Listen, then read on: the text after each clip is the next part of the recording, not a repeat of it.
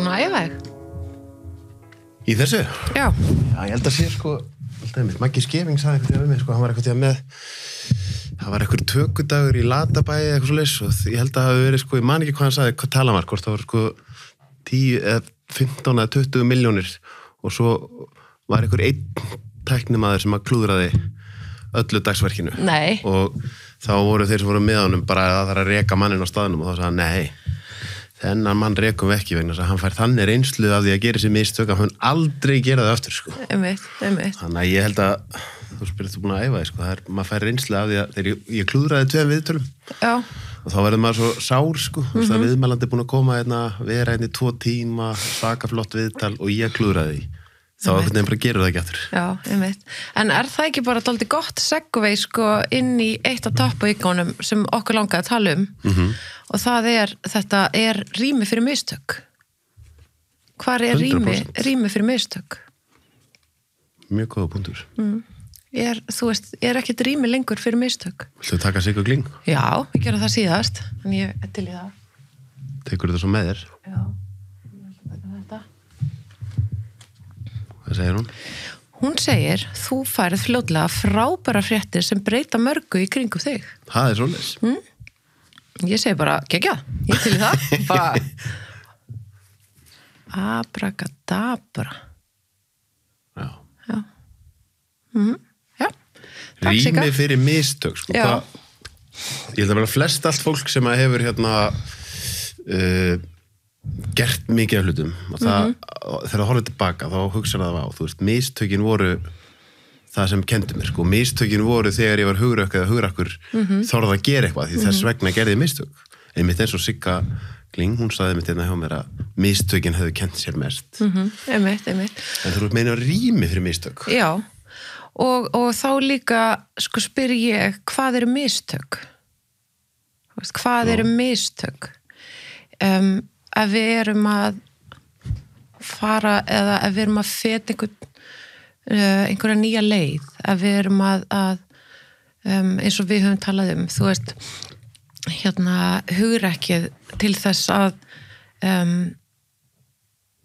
hugrekkið til að breyta einhverju hugrekkið til að fara út fyrir þægindaramman, hugrekkið til þess að fara einhverja nýja leið, einhvern nýjan slóða þá veit maður ekki hver leiðin þá engin fyrirfram uppskrift eða það engar leiðbeiningar og komum náttúrulega heldur ekki leiðbeiningar með lífinu og þá verðum við að reyna á okkur, þá verðum við að æfa okkur, við verðum að prófa og við förum, þú veist og ég segi oft sko, ok, þú ert hér og þú vilt komast hingað og þú ert á A og svo B, C, D, E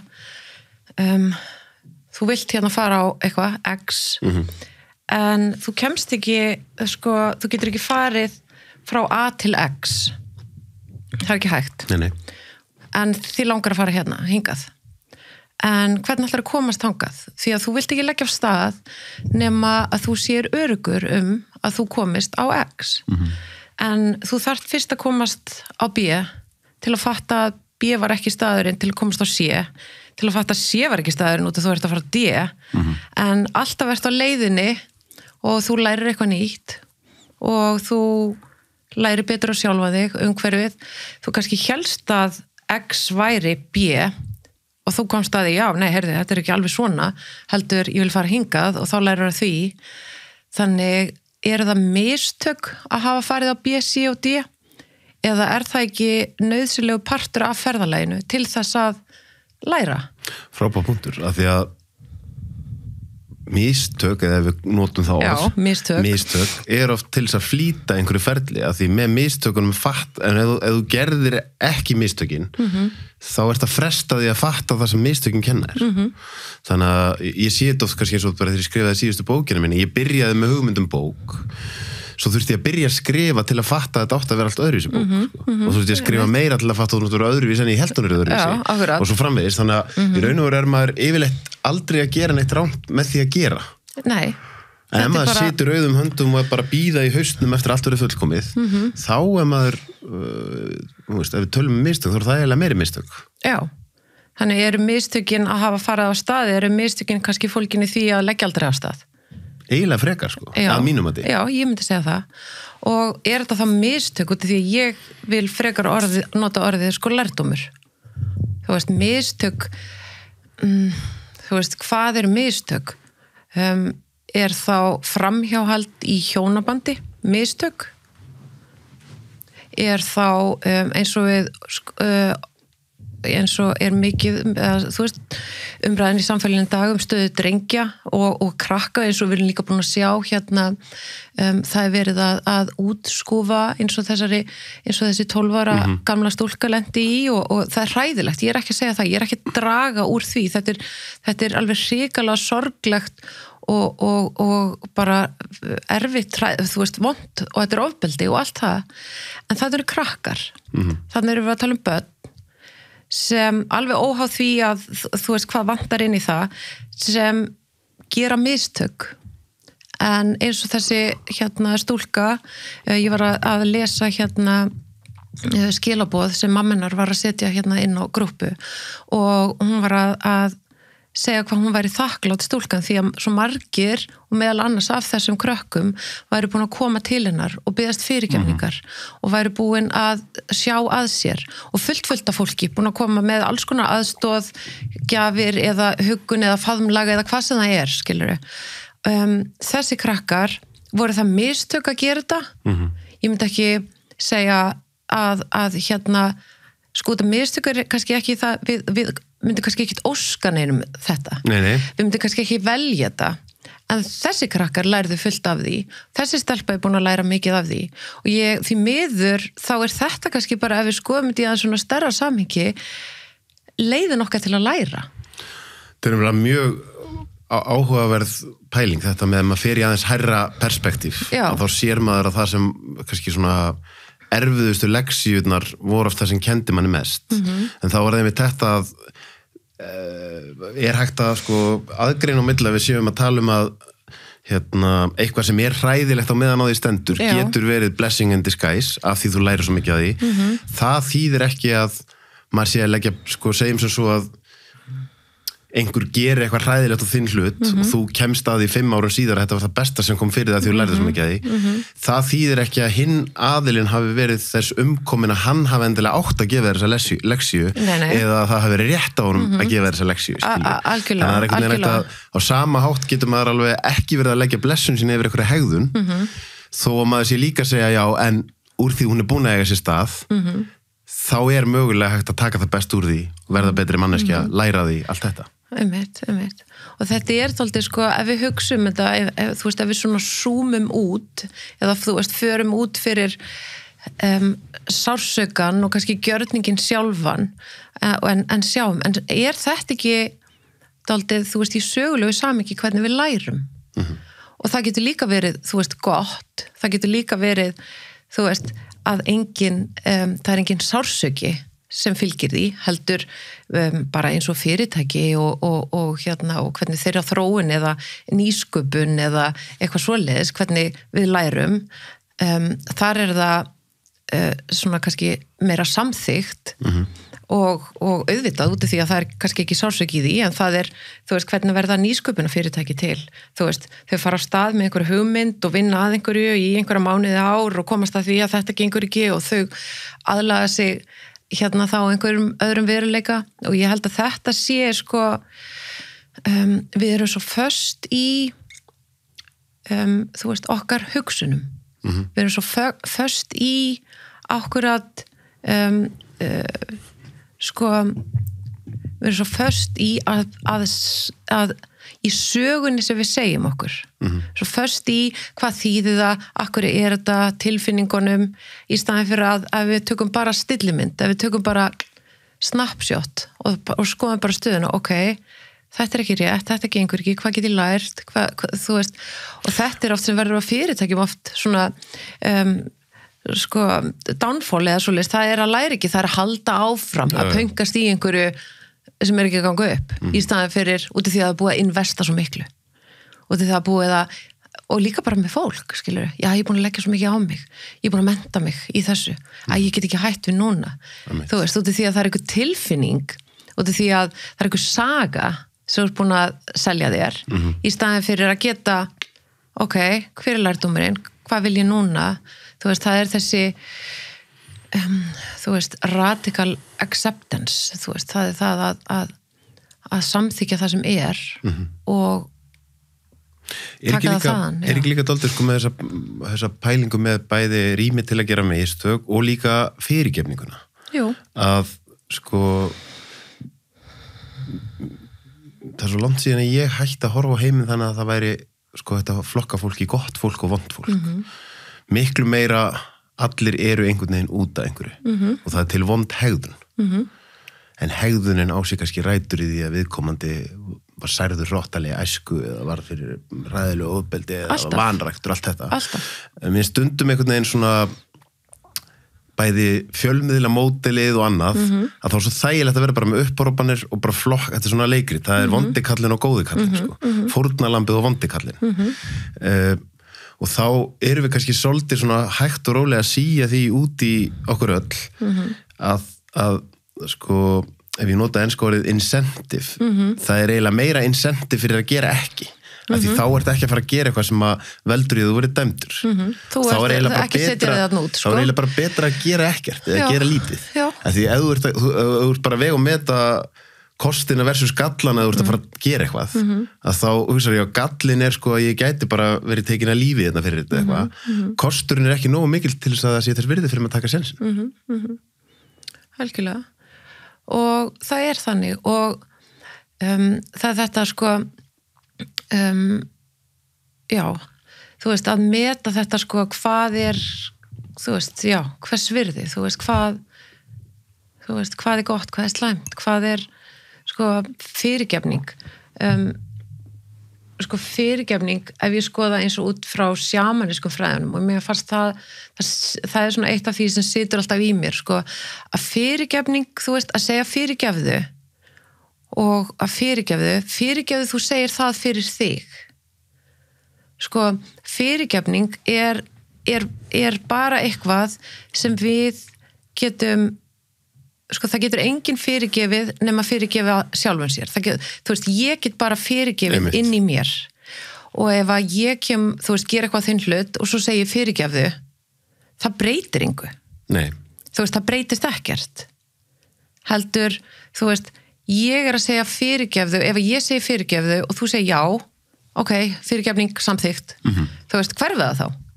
Alls ekki, en það samt eitthvað svo falleg sko orka og tíðni í annars vegar, það eitthvað mjög fallegt við að bara gangast við því að maður hafi gert mistök ef maður gerir það heilhug og bara alveg heilli og að samanskap rosalega mikil heilun og eitthvað gott í því ef ykkur gerir það við þig og þú segir, veistu að fyrirgefningin bara, afsökunarbeðin bara algjörlega móttekin og ég vil bara halda áfram með hreint borð og þú þarft ekki að vera að hugsa þetta meira. Það eitthvað svo fallegt við þetta, en auðvitað eins og þú segir, það ekkert búið að breytast þannig. Nei, ég alveg sammála því, sko, að þú veist, mér finnst vont og mér líður illa yfir því sem ég gerði á þinn hlut. Mér, já, ég sé eftir því eða ég skammast mín fyrir það eða ég ekki stolt af því að hafa látið, þú veist, gert þetta sem, þú veist, var ósanngjarnt gagnvart þér. Það þú veist, það að segja fyrirgefðu. En það svo algjörlega undir þér komið, skilurðu, hvort að þú takir því, hvort þú tekur á móti því eða ekki, þannig fyrirgefningin hún á sér raun og vera ekki stað fyrir en eftir hvernig þú veist, þitt viðbrögð annað og svo að sama skapi þá fyrirgefningin mín eða sko stæðsta skrefið ég að segja fyrirgefðu við þig bara til þess að segja fyrirgefðu til að láta þig líða betur eða ég tilbúin til að fyrirgefa mér mína hegðun, þú veist, ég tilbúin til að gangast við því sem ég að gera og í raun og veru þá breyta minni hegðun út í því að það hinn raunverulega fyrirgefning eða sko, það frum orsökun fyrir því að þú segir fyrirgefðu, það út af því að það einhver hegðun sem ég búin að gera sem veldur þér einhverju tjóni og mér hugsanlega líka en ég sé eftir því að mér langar að breyta því Ég veit þetta hljómar eins og eitthvað svona sem maður búin að hugsa 100 sinnum og þetta hljómar eins og mjög sjálfsögð sannindin. Ég var úti núna í Tansaníu og þá var ég að skrifa og þá var eitthvað svona epiphany þegar ég að skrifa allt í einu fatti. Ég ekki raunverulega búin að fyrirgefa sjálfum mér. Nei. Og við erum ofta sko, að sjálfsfyrirgefning og sjálfsréttlæting, það bara algjörlega ekki sami hlutur. Nei. Af því þá fatta ég sko, þegar ég raunverulega fyrirgef sjálfum mér fyrir einhver hegðunarmunstur sem hafa verið djúpt í skuggahotnunum mínum, þá er það í raun og veru andstætt sjálfsréttlætingu. Þá ég algjörlega gangast við því, ég að fyrirgefa mig fyrir það og þá fyrst ég kannski tilbúin að breyta þessu munstri. Og það er nákvæmlega þar sem það er nákvæmlega þar. Hann er sjálfs, já, hann er að fyrirgefa sig, já, þá er hann bara að réttlæta sig. Nei, alls ekki, sko. Gjör ólíkir hlutir. Bara klálega. Og það er nákvæmlega á þessu mómenti eða á þessum stað sem allavega eins og ég sé það að þú veist út ég var að segja sko radical acceptance, skilurðu, það sé svona radikaleg, þú veist, hvað er orðið hérna? Róttækt samþykki fyrir sjálfum sér, þú veist að út af því að það fer gegn innri samfæringu, það fer gegn innri vilja, þú veist, að bara þú veist, mér finnst þetta ekki rétt að mér eða ég skammast mín fyrir það eða það er einhver skuggi þarna. Það er einhver skömm, sektarkennd, reiði, vonbrigði, whatever, skilurðu, það er einhver skítur þarna. Og radical acceptance eða róttækt samþykki, það er að samþykja þessa parta af þér. Þú þarft ekki að vera stoltur af þeim. Þú þarft í raun og veru bara að finnast ekkert það. Heldur bara taka þessa stillimynd, bara já, þú veist, það er þetta, þú veist, að þú getur tekið þessa stillimynd og séð bara þetta er partur af mér. Þetta er minn skítur, þetta er mitt shit, mitt fokk, já þetta allt, alveg skuldlaust. En það er ekki að fara í einhverjum að kenna eða út af hverju, þú veist, út af því að þetta kemur alltaf úr æskunni. Alveg sama hversu, þú veist, og þetta er ekki að fara í það að einhvern blame game við foreldra okkar eða þú veist, einhvern annan eða hvað, þú veist, þetta snýst ekki það.